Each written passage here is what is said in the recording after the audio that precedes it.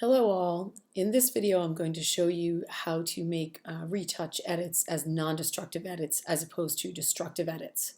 And before I do that, let me first explain the difference between a destructive versus a non-destructive edit. A destructive edit is an edit that's made directly to the image layer, to the background layer, and is an edit essentially that is embedded in that background layer, meaning once you save the file, it can't be undone.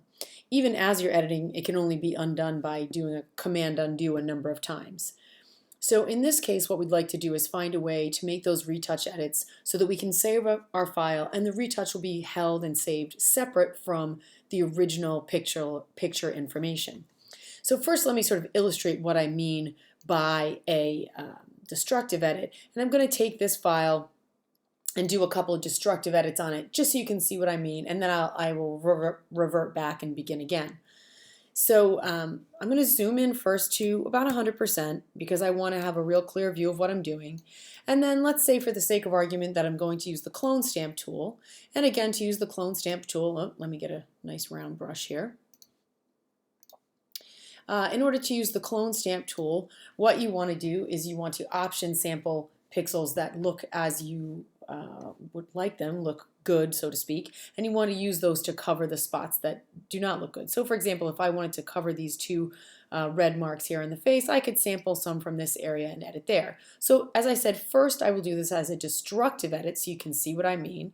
So if I option click to sample and then click and sample over here, okay, then you can see that I've covered over these spots. But frankly, I don't think I've done a very good job, okay?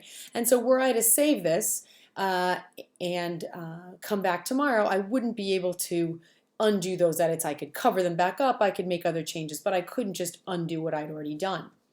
So I'm going to go revert my file back to where I started, and instead I'm going to make these edits as non-destructive edits. So I'm going to zoom back out just a tiny little bit here.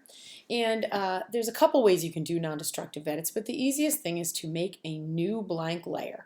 So I am over here in my layers palette, and you can see that I have a make new layer tab, and I'm going to make a new layer here. And I'm going to go ahead and name that retouch so I'll know what's happening. Okay. And then once I've named that layer retouch, I'm going to work in that layer. So I'm going to make sure that that layer has the little active highlight bar around it to show that that's the one I'm working on. And then I'll go ahead and use the same tool. I'll go ahead and use that clone stamp tool. And with my clone stamp tool, there's some options up here. Okay, so I'm in my clone, okay? And once I'm in my clone, I have some options up here along the top. I can choose my brush size and hardness, and then I can also decide which layers I want to work on.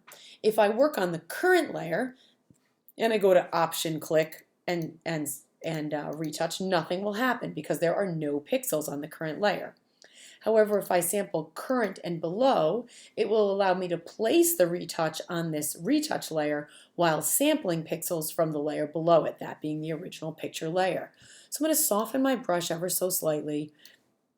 And again, I'm going to option click, and then I'm going to simply click in here. And again, I'm frankly not doing the greatest of jobs, but you get the basic gist. And I will continue fixing, whoops, that wasn't so good. I'll continue fixing some of these spots as non-destructive edits. I'm going to get a smaller brush. I can use my brackets to make that smaller. I can go up here to the command and I'll option sample again, and I could just keep sampling. Oh, see, that was a terrible one. I can keep sampling and creating this retouch. Now, a tool that I actually prefer to use for stuff like this is the healing brush tool or the spot healing brush tool. And if I use the spot healing brush tool, I can use the sample all layers option, and I can go ahead and retouch those in the same way, it being a non-destructive edit. So I can just sort of click about on these little spots. And again, forgive me, I'm not doing the grandest of jobs here. I'm just really trying to show you how to do this non-destructively, okay? And I could continue sort of clicking along until I fix all the spots I want to fix. And if you look here, you'll see that my retouch is actually held on a separate layer. So if I turn off the view for the background layer and I zoom in, you'll see that the only thing on this retouch layer is just my retouch. So that's held as a separate correction. And even once I save my file, I can come back in and fix those areas. Last thing is once you've done retouch on a separate layer, much like if you've done any adjustments or non-destructive edits on individual layers, in order to keep those layers when you save your file, you'll have to save as something other than a JPEG. And I'm going to recommend you save it as a TIFF or a PSD. So I'm going to go to File, Save As, and I will save it as, I don't know, I'll call it Retouch Edit in this case, and as a TIFF file, okay, with the layers intact. And I'll go ahead and say Save.